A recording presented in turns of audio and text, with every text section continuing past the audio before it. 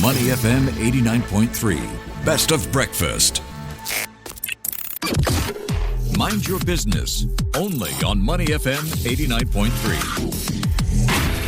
Good morning, and it's that time for Mind Your Business with me, Audrey Seek. Now, if you think fraud is just about stolen credit cards or suspicious emails, think again. Here in APAC, criminal networks are evolving rapidly, and despite companies pouring more money into fraud protection than ever before, the reality is spending alone isn't enough. According to SEON's 2025 Digital Fraud Outlook, even though the vast majority of organizations have increased their fraud budgets, some are still losing over 5% of their revenue to fraud every single year. The tools are often disjointed, the response tends to be reactive, and the threat, it's getting smarter by the day. So what happens when the old playbook just doesn't work anymore? When fraud, money laundering, and cybercrime start to merge into one giant tangled mess.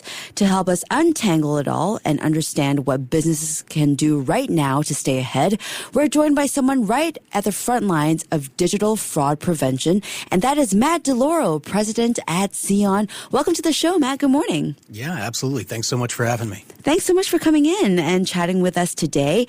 Very important topic that we want to talk about here. So let's start with the big picture, Matt. What does the fraud landscape in Asia Pacific look like right now? Are we seeing this rapid rise in digital crime across the region? Yeah, fraud is growing in terms of digital fraud events and attempts. They're growing 3 times faster than the GDP of most Asian countries. So up 37% year over year, which is a little concerning, but it lines up with what we see in Asia among consumers. You have a very heavily mobile first population, lots of financial services being delivered online. And as a result, digital fraud attempts just keep going up and to the right.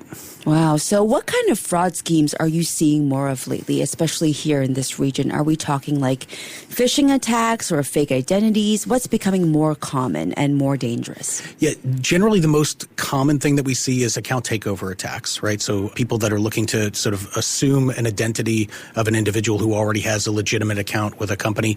But on the rise is what we call synthetic identity, which is that criminals are on the dark web and they're purchasing access to data that's been leaked. So they may have some legitimate data points around some customers, like, you know, your national ID card number or your email address, and then they fill in the blanks to create a sort of synthetic identity that's sort of half stolen and half made up. Oh my gosh. Okay, so what about these criminal networks? How organized are they now, and how do they play into this huge ecosystem? Being organized doesn't equal being effective. I think one of the most challenging things about them is how decentralized they are. So they make use of technologies on the dark web where they have easy access to be able to purchase large amounts of data and create very sophisticated and programmable attacks. So they're highly decentralized, but they're also very skilled in the digital world. All right, so the question now is, how does it impact me? How does it impact businesses, right? So SEON's latest report shows that even though most companies are now spending over 3% of revenue, I believe, on fraud protection, they're still exposed, losing up to 5% of revenue to fraud. Why is this? Is it because of the wrong tools, too many tools? What's the issue here? Yeah, I think another way to read that statistic is less than 15% of companies are able to contain the cost of fraud to less than 3% of revenue, which is kind of scary. It's like the average is closer to 5 or 6, which means, you know, lower interest rates for all of us, you know, less attractive offers related to credit and lending scenarios. And generally, these companies have much higher acquisition costs. So the products and services they're able to provide, like, you know, that fraud hits their bottom line immediately. And so we get a lot less competitive offers as consumers, and it really affects everybody as a whole. Okay. So what are the other hidden costs of fraud that often flies under the radar? Have you seen like real world examples where a weak fraud or AML strategy actually hurt a business's growth or reputation? Without a doubt. I think a lot of companies, especially in the digital world, are underestimating how highly differentiated particular markets are, even just in Southeast Asia.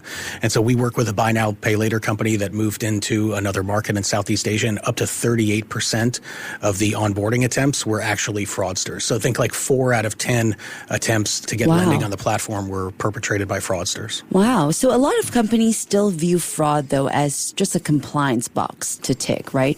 But is it time to start thinking of fraud as a serious revenue issue? It certainly is. It eats into your ability to acquire new customers, to move into new markets, and it goes straight to the bottom line. So if you're paying 5 or 6% of revenue in order to have recovery costs and fraud prevention and then the fraud losses themselves, like it's impacting your ability to grow and be successful as a business. So let's bring SEON in now. We know that SEON positions itself as a real-time kind of fraud prevention platform, one that stops threats before they even happen. So how exactly are you doing things differently from more traditional fraud solutions that maybe we're more familiar with? Yeah, I think a lot of people look at fraud as something, at least in the digital world, where you might capture it at the transaction. We think about moving, and the broader term in security is sort of shift left. So getting a broader array of signals intelligence on your customers and potential fraudsters as soon as they try and enter your platform. So we're looking at behavioral biometrics, device intelligence. We're looking at the digital footprint of that customer across the rest of the sort of commerce internet that's available. And instead of just checking a box, for anti-money laundering compliance to say, hey, this first and last name doesn't appear on a watch list anywhere. It's like, let's gather some broad signals intelligence to get a more holistic view of that customer. Okay, so SEON is expanding rapidly, we understand, across APAC, including your teams here in Singapore and Jakarta as well.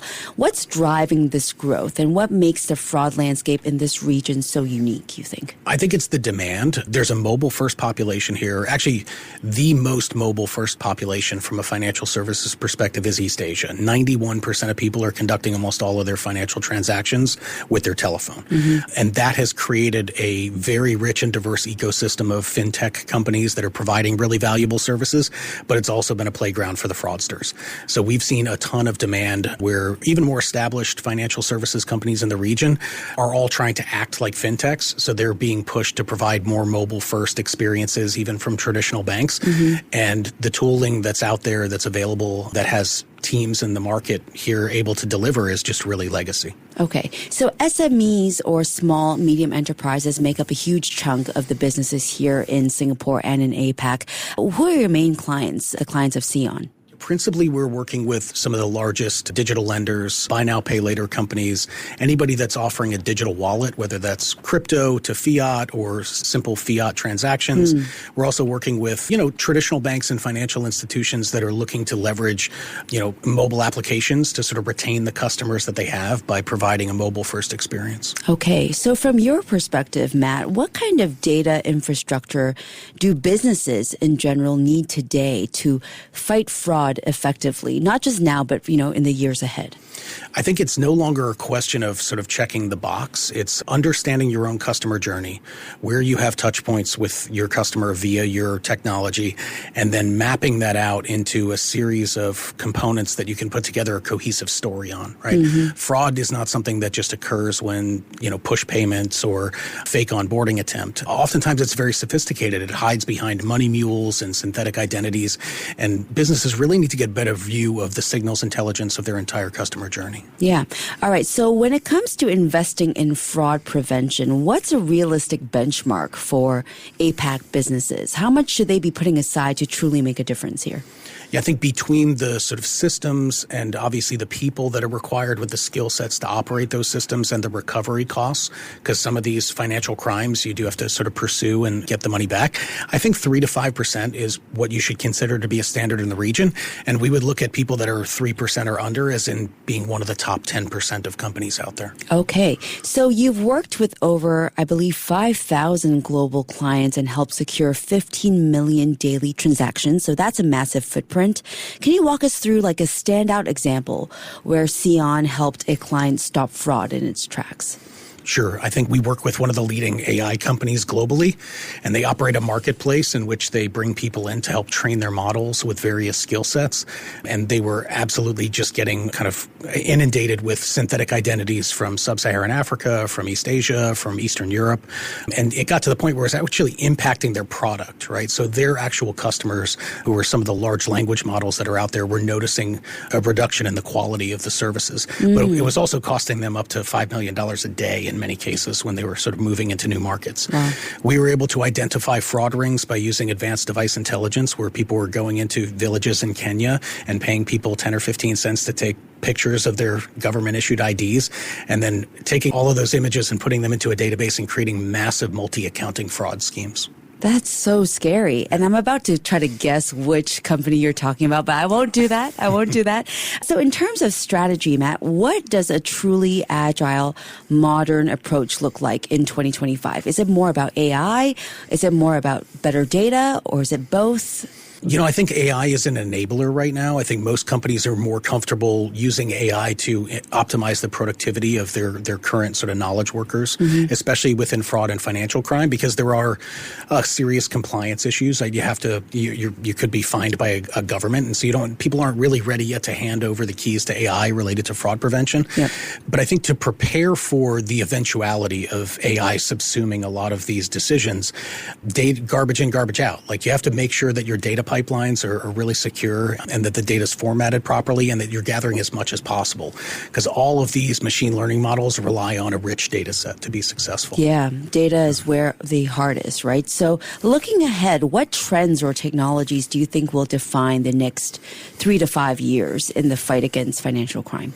I think MCP first development, where we're looking at people that have the ability to implement a fraud strategy and then build a solution that's bespoke for that particular use case. We're making huge investments at SEON in terms of making our APIs and our decisioning available to all of the LLM coding frameworks, because I think what's really going to wind up happening is that people are going to be building a lot of bespoke applications for specific aspects of their customer journey, and they're going to need the leading tool sets available to be compliant and to talk easily to those frameworks. All right. So what's the single best piece of advice? Not to put you on the spot here, but the single best piece of advice you'd give to a business leader here in Asia trying to stay ahead of fraud and money laundering? I think the best piece of advice that I would give is to frequently assess your capability with respect to actual performance. I think implementing a set of KPIs that allow you to measure both the precision and the recall with which you detect fraud, but also what the overall cost to the business is, and being willing to revisit those technology solutions on a regular basis, because fraud is adapting and changing very quickly. Yeah, and speaking of adapting and changing very quickly, this is such a high-pressure, fast-moving space that you work in. So before we let you go, just on a more personal note, what's your leadership philosophy, especially when it comes to leading these teams in such a high-pressure situation? I think you have to have a really highly capable team, and you motivate them by you get more of what you reward and you get less of what you don't tolerate, I think is the most important thing. So every business that I've ever been a part of has been successful only to the extent that they've been able to convince really smart, talented people to come do great work for them. Yeah, so we know that you're based in the U.S., but of course you visit Asia all the time because of the offices here. But is fraud basically, it's the same globally? There's not really much difference between fraud wherever you are, and it's kind of like one big problem that you guys solve together? Yeah, I think the keys to unlocking how to prevent it are different on a market-by-market basis.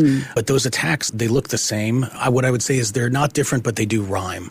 Right? Okay. So, but it is important for businesses that operate in multiple global markets to use the same signals intelligence, like still look at behavioral biometrics and device intelligence and those kinds of things, but to have nuance that respects the specific market that they're operating in.